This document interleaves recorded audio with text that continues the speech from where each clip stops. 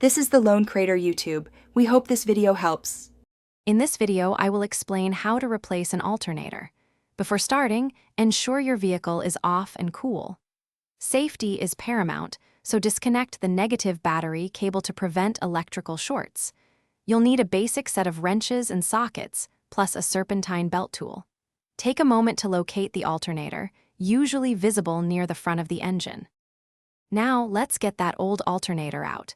Use your serpentine belt tool to release tension, then carefully remove the belt from the alternator pulley. Next, disconnect the main power wire and any other electrical connectors attached to the alternator.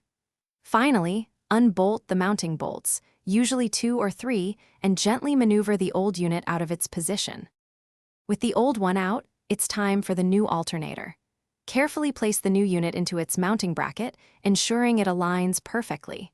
Reinstall the mounting bolts and tighten them securely. Now, reconnect all the electrical wires, making sure each connection is snug and correct. Finally, route the serpentine belt back onto the pulleys and apply the correct tension. Almost done, reconnect the negative battery cable. Start your engine and observe the dashboard. The battery warning light should now be off.